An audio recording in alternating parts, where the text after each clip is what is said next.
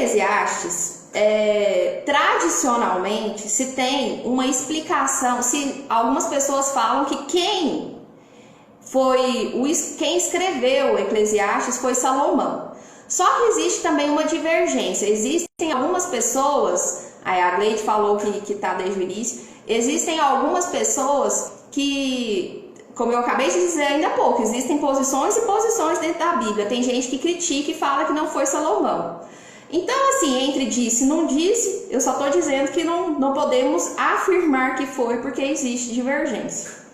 Tá. Mais adiante, o que significa Eclesiastes? Eclesiastes vem do grego, que significa eclésia, que significa assembleia.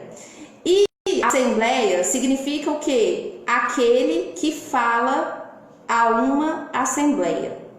Esse termo aqui, ele é usado em hebraico com o significado de college, que significa aquele que convoca uma assembleia. Como a gente fala que Eclesiastes significa aquele que convoca uma assembleia, a gente convoca uma assembleia para quê? Para ensinar.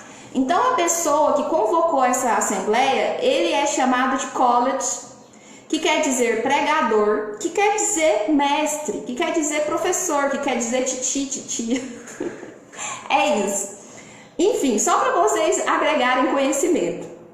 Mais adiante, nós iremos perceber durante todo o percurso de Eclesiastes que esse autor de Eclesiastes, esse titia aí de Eclesiastes, esse professor, esse mestre, pregador e etc e tal, ele está passando por uma crise existencial, ele está passando por uma crise espiritual. Ele passa o tempo inteiro indagando qual é o sentido da vida. E fica muito claro que ele está olhando para a vida debaixo do sol. O que quer dizer olhar para a vida debaixo do sol? Quer dizer olhar para a vida apenas com a sabedoria humana, com a sabedoria limitada. Nós temos sabedoria humana. E nós temos sabedoria do alto, sabedoria que vem de Deus, sabedoria que vem dos céus. Neste momento aqui, ele está analisando a realidade do mundo puramente com essa sabedoria humana. E ele começa a questionar tudo e todos, né? Ele começa a questionar todas as coisas da vida dele. E aí, ele sempre está buscando respostas para o quê? Para o sentido da vida. E ele encontra? Não. Nem no capítulo 1º, nem no 2º, nem no 3º. E nós já estamos no 11º e vamos estudar o 12º. E a gente vai chegar à conclusão de que ele passou o tempo inteiro questionando. E agora que nós chegamos aqui no capítulo 11º e no 12º, o que ele está fazendo? Adivinha? Ele continua questionando. E aí, aqui no capítulo 11º, ele vai dar alguns conselhos, ele vai criticar a postura dos jovens, ele vai dar assim, eu tô dando um toque aqui para vocês, jovens. Não pense que essa juventude vai durar eternamente, que você não irá responder perante Deus pelo que você fez na sua juventude. Ele fala assim, o juízo vai chegar, então tenha juízo. E aí ele segue com essas explicações, com as divagações dele, refletindo a realidade, refletindo o futuro. Ele fala de uma coisa que a gente ama, que é de envelhecer. Ele fala assim, vocês estão achando que vocês não vão ganhar mais idade? Você mesmo aí, jovem, você está achando que você não vai envelhecer? Só que fala de uma forma poética, que se você não prestar atenção, você nem entende.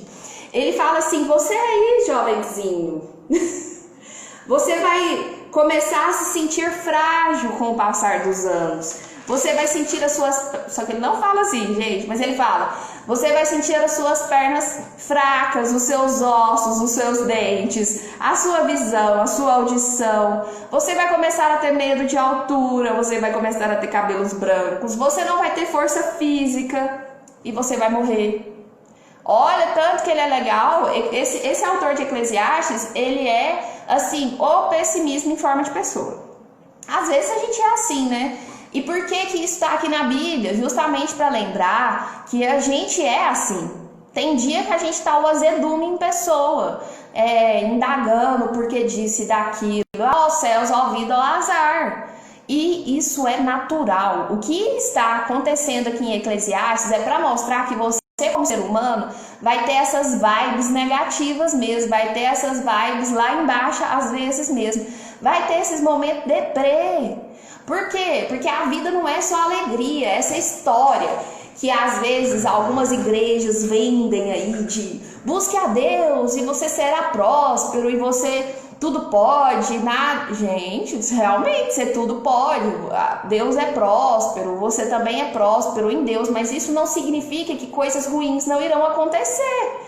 Tanto é verdade que até Jesus passou por momentos ruins. Quem é você para não passar por momentos ruins? Para só viver a vida boa, que vida boa, que só se você for um sapo mesmo, né? Enfim, eu lembrei de outra música, eu sou meio musical assim. Então ele pega e fala que como tudo vai passar, como você vai morrer, o melhor que você pode fazer é aproveitar o que tem de positivo na vida, mas com juízo, com responsabilidade, porque chegará o dia de pagar as contas. Chegará o dia de pagar as contas, chegará o dia do juízo. É bem dizer isso que ele explica aqui. E aí ele continua lá no capítulo 12. Mas nada faz sentido. Ele é eu acho que ele é um filósofo lá daquela época, porque não tem condição. Um poeta, né? Ele era um poeta, né? Ele fica assim, mas nada faz sentido. Ele continua do mesmo jeito, nada faz sentido. Olhe para a nossa realidade abaixo do sol, ou céus ou terra. Olhe nessa perspectiva humana. Ele está olhando só nessa perspectiva humana. E aí, ele chega à conclusão novamente que nada faz sentido. Meu Deus, mas eu falei para vocês que se a gente acompanhasse Eclesiastes até o final, a gente ia chegar a algo extraordinário. Não vai acontecer nada de extraordinário? Sim, nos últimos momentos do último tempo, ele resume, ele vem com um resumo. Ele pega e fala assim, analisando tudo, analisando que riqueza não vale a pena, analisando a fragilidade humana, analisando a limitação humana, analisando as formalidades religiosas, todas as coisas que ele levantou, as mulheres, ter várias mulheres, as orgias, né, as festas, as farras, a ignorância, tudo que ele analisou fez ele chegar sim a uma conclusão aqui no final. Há uma conclusão que é essencial. Ele chegou à conclusão que temer a Deus e obedecer os seus mandamentos é essencial para o homem. Temer a Deus e obedecer os seus mandamentos. Isto que é essencial para os homens. Deus trará a julgamento tudo o que foi feito, seja bom ou seja mal, porque o tempo inteiro ele analisa. Mas se existe o bem, se existe o mal, se eu que sou bom ainda recebo o mal, se eu que sou bom ainda vou morrer, Então ele ficava questionando assim, que diferença faz ser bom ou ser mal, se no final todo mundo vai morrer? Ele fazia muito esse tipo de comentário. Então aqui ele fala que sendo bom ou sendo mal, de toda forma você vai receber juízo de Deus. Mas então a melhor opção ainda é temer a Deus e obedecer os seus mandamentos. Nesse sentido aqui, gente, é ser obediente e ter relacionamento com Deus. É muito interessante porque se a gente for analisar de uma forma geral, você vai falar assim, mas e aí, tipo, esse estudo de Eclesiastes, ele fala das tristezas do mundo, ele fala da tomada de poder, ele fala da distribuição igualitária, né, das riquezas, ele fala da desigualdade social, ele fala disso, fala de tudo aquilo que você liga a televisão e vê. Eclesiastes fala que desde que o mundo é mundo, nem existia eleição, mas já existia corrupção. Ele fala tudo isso. Você olha e fala, caracas, isso é antigo, mas está tão atual, né? E aí, qual é a mensagem principal de Eclesiastes? Você tem que entender que a vida é cíclica, que de fato tudo isso existe. As coisas boas e as ruins, elas existem sim nesse mundo. O que vai mudar é porque você está andando com Deus? Não! As coisas ruins continuam existindo se você anda com Deus. O que vai mudar é o seu olhar. O que vai mudar é o seu olhar. É a frequência que você anda. Paulo, ontem, aí eu fiquei pensando, o que eu vou falar para esse povo hoje, gente? Vou falar mais do mesmo? Não, não vou falar mais do mesmo. Paulo, ontem, eu ouvindo uma mensagem, Paulo fala assim: eu aprendi a ser contente em toda e em qualquer circunstância, quando eu descobri que Cristo vive em mim. Gente, é isso. Eclesiastes aqui, ele ainda não sabia, ele ainda não sabia da existência de Cristo, porque Cristo aparece muito depois, né? E aí Paulo, analisando a história, por exemplo, de Eclesiastes, pelo olhar de Paulo, o mundo realmente é essa anarquia, o mundo realmente é essa bagunça. Mas, como eu tenho hoje a sabedoria que vem do alto, a sabedoria que vem de Deus, como eu tenho Jesus em meu coração, eu olho para esse mundo e eu aprendi a ser contente em Cristo, porque até mesmo Cristo, ele morreu e foi crucificado numa cruz por nós. Por que comigo vai ser diferente? Por que a vida para mim vai ser só manha? Não vai ser. Não vai ser só manha. Mas o que me fortalece, o que me dá resistência para continuar lutando, como o próprio Cristo falou, eu venci o mundo. Cristo falou, eu venci o mundo. Vocês também podem vencer o mundo, tendo esta certeza de Cristo em seu coração. Então, Eclesiastes é uma visão pessimista, sim, mas é uma visão realista de tudo que acontece no nosso mundo. Realmente tudo isso acontece. E se você fica limitado a ver apenas com os olhos humanos, a sua frequência é baixa, hein? A sua energia é negativa pra caralho. E aí, o que você vai virar nesse mundo? O que você vai ser nesse mundo com uma energia baixa dessa? Mais do mesmo, né? Agora, se você entende que você é filho de Deus, do Deus vivo, que você tem em você essa fagulha viva, esse fogo que reluz, a sua energia vai ser alta, a sua mentalidade é outra. O mundo pode estar acabando e você está dando glória a Deus. Até lembrei de uma música. E eu vou dando glória a Deus, glória a Deus. É isso, tipo, andeis contente, tipo, tá tudo acabando. E eu vou andando e dando glória a Deus, sorrindo. Você aprende, né, a ter uma nova perspectiva, a ter um novo olhar para a vida quando você anda com Deus. No mundo tereis aflição, mas eu venci o mundo. Foi o que Jesus disse. Então, Eclesiastes é: no mundo você terá Eclesiastes. No mundo você tem essa realidade de Eclesiastes. Mas você vai vencer essa realidade de Eclesiastes em Cristo, tendo Cristo no seu coração.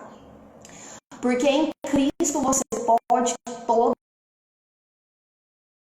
todas as coisas. E em Cristo você aprende a andar com Deus, dar glória a Deus. Seja bom ou seja ruim, glória a Deus. Deus sabe todas as coisas, não é verdade? Ai, pronto. Agora que eu já, bem dizer, concluí, eu até tinha colocado aqui, depois que vocês tiverem oportunidade de ler, leia Filipenses 4, é muito interessante. Aqui ele fala, em Eclesiastes, o autor ficou o tempo inteiro buscando solução para a vida dele e falando que não encontrava. No final, ele encontrou que é melhor ser temente a Deus. Temente a Deus é ter relacionamento com Deus, é adorar a Deus. Porque o importante é, de fato, o relacionamento e obedecer. Tá? Hello? Aí, se você tiver oportunidade, leiam Filipenses 4. Filipenses 4, no versículo 12 em específico, fala: sei o que é passar na necessidade e sei o que é ter fartura. Paulo aqui fala que ele aprendeu o segredo de viver contente. Paulo aprendeu que com essa realidade do mundo toda bagunçada, ele aprendeu que o segredo é viver contente. Se Paulo pudesse falar para Eclesiastes qual era o segredo para a vida ter sentido, ele diria: é viver contente em toda e qualquer situação. Seja alimentando, seja com fome, tendo muito ou passando necessidade, em toda e qualquer circunstância, seja contente. Tá falhando ainda, gente? Amor, você tá na internet? Não? Não é meu esposo, gente. Tá falhando ainda? Voltou? Tá, nós estamos terminando também. Tenham paciência. O mais importante é o áudio do que a imagem. Se falhar, não tem problema. Tá, então, Gleide, você aprendeu. Se Paulo pudesse falar para o autor de Eclesiastes qual é o sentido da vida, seja contente em toda e qualquer situação. Seja bem alimentado, seja com fome, tendo muito ou passando necessidade. Porque tudo posso naquele que me fortalece. Apesar disso, eu passei por várias tribulações. Eu passei por várias dificuldades. Mas tudo posso naquele que me fortalece. As dificuldades, elas vão existir. Mas eu aprendi o segredo de viver contente em toda e em qualquer situação. Por quê? Viver contente mantém sua energia lá em cima. Positivo, gente. Isso já muda tudo. Até mesmo, isso não é só física quântica, não. Viver positivo muda tudo. Muda a energia. Agora, se você vive nesse negativismo, você atrai tudo isso para sua vida também. Viva em unidade com Cristo, atraindo coisas boas, coisas positivas, que estão unidas a Cristo. Você vive também nessa união com Cristo. Tudo você pode. Naquele que está aqui dentro de você. Se aquele está aqui dentro de você, você tudo pode em você. Você tudo pode. É você que tudo pode também. Então, mude aí essa mentalidade. Tá, agora vamos rapidamente para as perguntas desses últimos capítulos, 11 e 12, que são... Gente, no comecinho do capítulo 11, ele fala assim, ó... Lançar o teu pão sobre as águas. Aí pergunta, que história é essa de lançar pão sobre as águas? Que coisa estranha, não? Que desperdício. Ele fala bem aqui, ó. Lança o teu pão sobre as águas, porque depois de muitos dias o acharás, e reparte com 7 e ainda com 8, porque não sabes que mal sobrevirá à terra. O que é isso aqui? Naquela época, ao que tudo indica, é porque existia o comércio marítimo. Então, assim, naquela época também, o pão, ele estava muito relacionado ao trabalho, ao suor do seu trabalho, para você se alimentar. Então, esse pão, lance esse pão sobre as águas, no sentido de trabalho, de ir trabalhar no comércio marítimo, que era o que tinha naquela época. Não é desperdiçar pão, não é jogar pão sobre as águas. E aqui ele fala para distribuir esse pão entre 7 e 8, porque você não sabe o dia de amanhã. Essa ideia de distribuir esse pão entre 7 ou 8 é o transbordo. Isso mesmo, Gleide. É o transbordo. É você passar um pouco daquilo que você tem para que no dia que você precisar, alguém possa te amparar. É bem isso mesmo. A próxima pergunta é: por que em Eclesiastes existe essa crítica para a juventude? Só eles que fazem as coisas erradas? Não, gente, não é isso.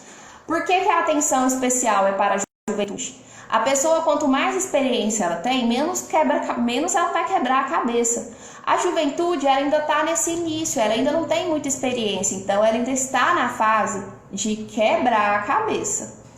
Tá, você tá ali quebrando a cabeça, por quê? Porque você tem muita adrenalina, você tem muita energia, você tem muito vigor físico. Então aqui ele fala, juventude, vai, pode ir, porque você realmente precisa ter as suas experiências, senão você não vai aprender. Mas vai com calma.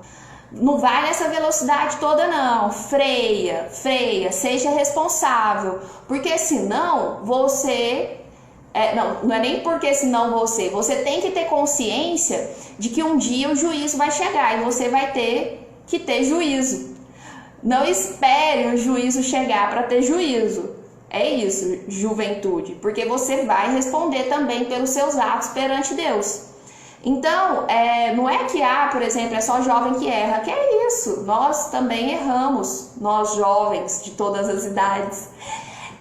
A questão para que se tenha mais responsabilidade justamente pela eletricidade que se vive, pela falta de experiência que ainda se tem, mas não é uma ênfase de que só jovem erra. A terceira pergunta em Eclesiastes 12:7 fala sobre o espírito que volta a Deus.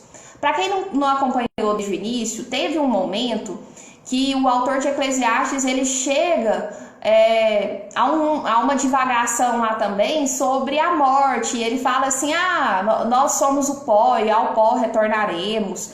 Ele fala assim no sentido de que depois que morre não existe mais nada. E aí aqui agora ele já fala que o espírito volta a Deus. Então ele foi contraditório, tá vendo?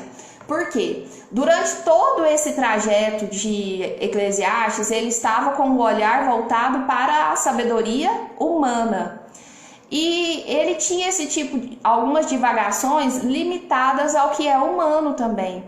Só que quando você tem várias divagações, o que vai acontecer? Esse deserto, esse caminhar, essa lamúria, essas indagações da sua existência, essas indagações espirituais, elas vão te fazer chegar à sabedoria do alto.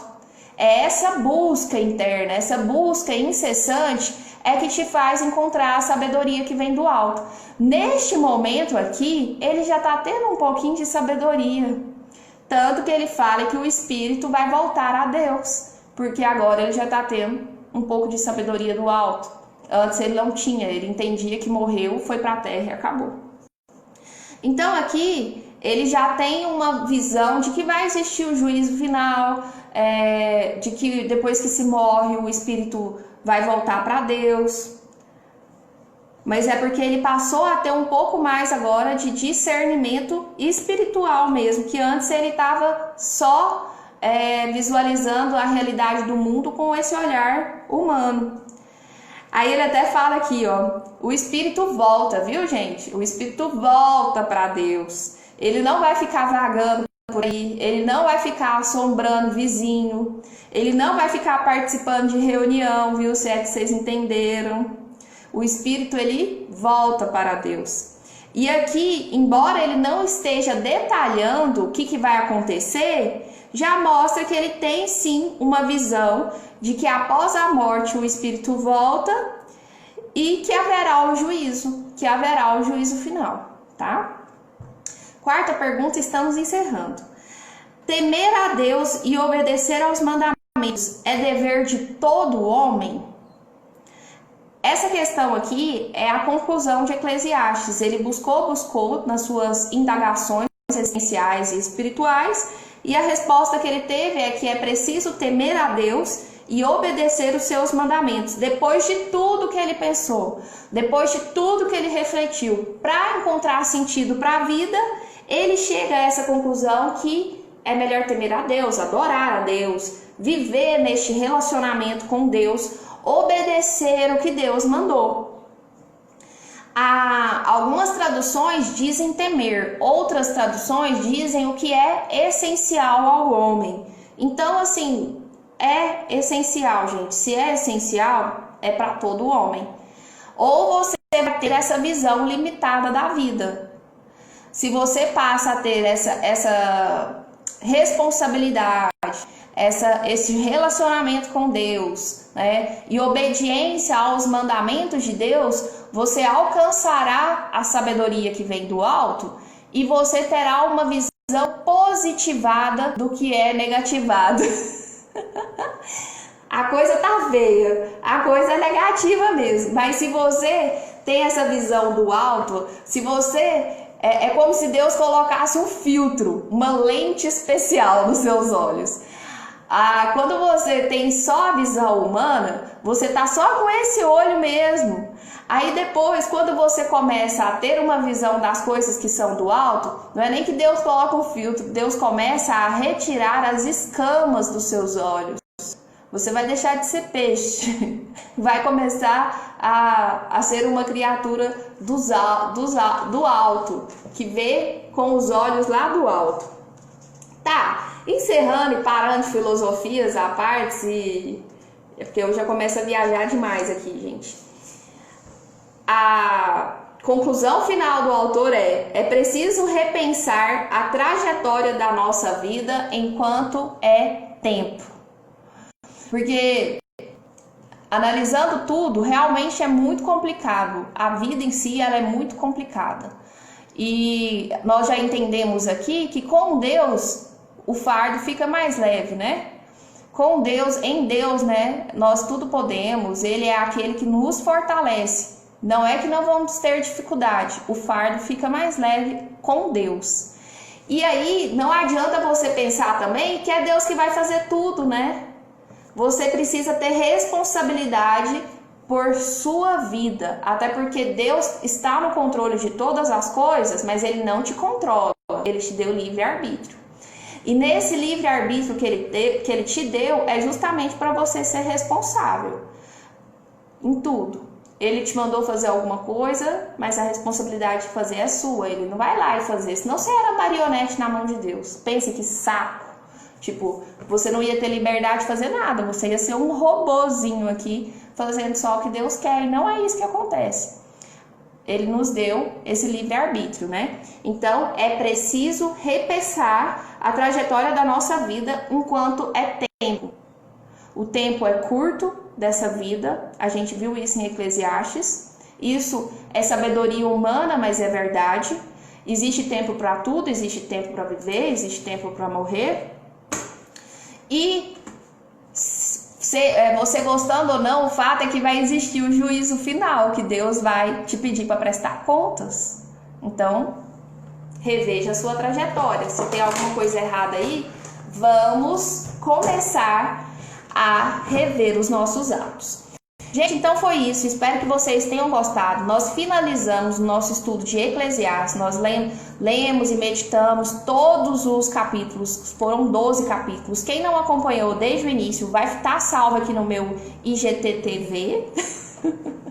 Junto com as lives. Aí tá escrito que foi feito o estudo de Eclesiastes. E também tem lá no meu YouTube, que tá aqui na descrição. No meu Instagram, aqui tem a descrição do meu YouTube, que você pode conferir o estudo completo. E aí, nós fazemos parte de um grupo chamado Metanoiados. Neste grupo existe um camarada chamado Levi. Levi deve estar por aí. O Levi teve uma ideia brilhante, que eu convido todos vocês para participarem. Ele começará na segunda-feira a fazer lives sobre a aplicação prática de Eclesiastes. Achei super interessante. Então, vocês que participaram aqui, tiverem interesse de participar lá também, corre lá, fala com o Levi, ele também vai estar abrindo esse espaço para quem quiser participar na live e tal. Vai ser uma coisa bem interessante. E na segunda-feira, e mais adiante, eu acredito que não vou falar aqui na segunda, porque talvez eu não consiga, talvez na terça, nós vamos dar início ao estudo agora de Cantares, Cântico dos Cânticos, que é o que o Pablo está estudando, e ele passa muito por cima e nós podemos dar uma aprofundada nesses estudos, né? É uma ocasião interessante também. Gente, então foi isso, foi ótimo ter vocês aqui por 1 hora, né? Vou estar dando uma olhada aqui nos recadinhos. Nós ainda temos 4 minutos. Sei que vocês gostam, né? Que a gente olha. Vamos lá. Tcharam! Hoje tem muita coisa, né? Bom dia para todos que deram bom dia. Tcharam! Nossa, gente. Tá, meu Instagram não mostrou.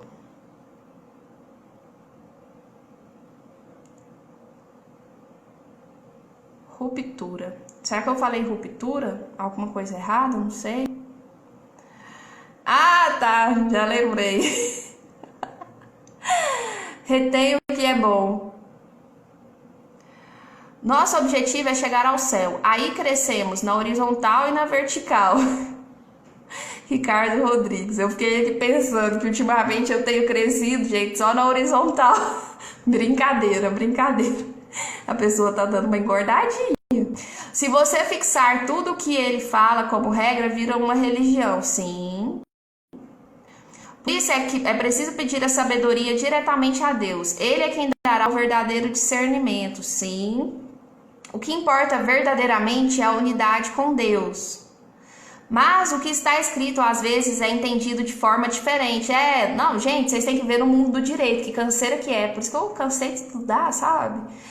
Tem a posição de 1, a posição 2, a posição minoritária, a posição majoritária, a posição do STJ, a posição do STF. Ah, pela madrugada. Eles disseram que queriam estabelecer um nome. Essa foi a treta.